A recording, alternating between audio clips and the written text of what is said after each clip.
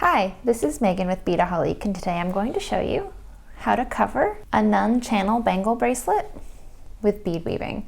And you can see I have one finished here, and I love it. It's one of my favorite things ever. And all it is a strip of even count flat peyote stitch, and it's actually really simple to do. It takes a little bit of time to do the weaving, but other than that, it's a really simple concept. So all I did to start, I took the channel bangle and I just strung seed beads on my needle to see how wide to make it. So I am working with 11/0 Delica seed beads. So I just took beads on my needle and just held it up to the channel to see what would fit. So I'm using 6 per row because I can see that it fits here. But if you're going to use a different bead, definitely this would be the easiest way to figure it out. Just string them on your needle and hold it up. I do recommend though that you stick to a cylinder bead. I would not recommend doing this with a round seed bead because you need that really uniform size to get it to fit into the channel evenly. So if you're going to choose a different size of the cylinder beads, that's fine, and this would be the best way to find how wide to make your strip.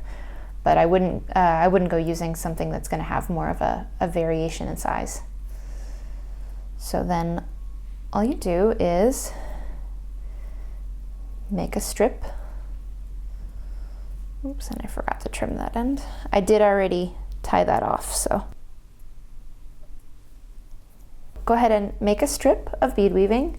Just use even count flat peyote, and we do have a video on that if you're not familiar with it. And what you're going to do is keep going until your piece is almost long enough to reach around.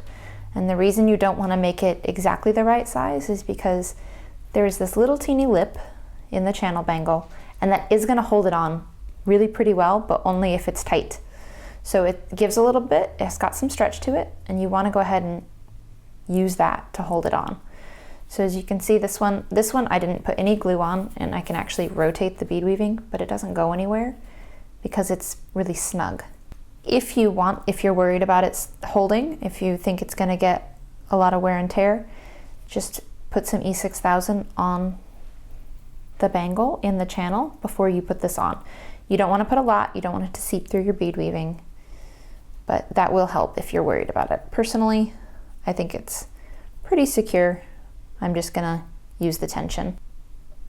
So get your weaving wrapped around. And I worked until it was, before I started stretching, it was probably about 1/8 of an inch separation there.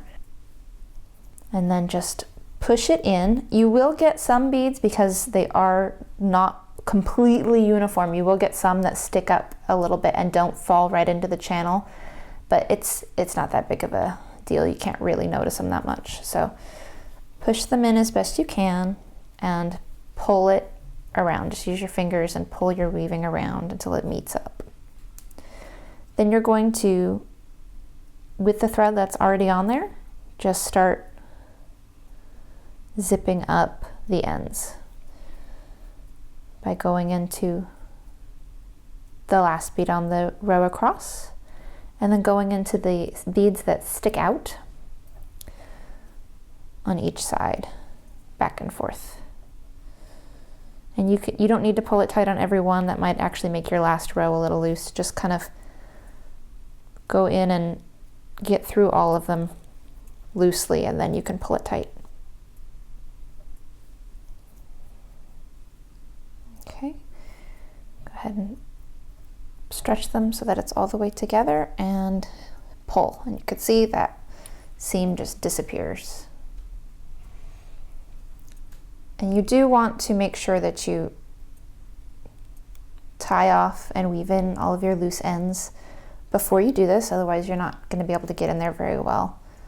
So go ahead and make sure the only thread you have is the one that you're working with. And once you get through, you can tie off and weave in your end of your working thread too. And make sure, since you're trying to work with it flat, that when you get to where you're going to tie your knot, just pull the ends together tight again, just by pulling on that loop. And then go ahead and make your knot.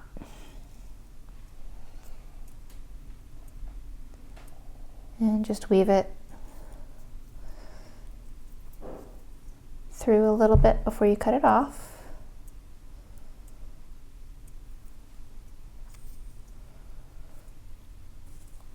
And that's all there is to it. If you have left it a little short and you use that tension, it's really pretty sturdy. It's really not going anywhere. So it's a pretty easy concept. It makes a really eye-catching, pretty finished product.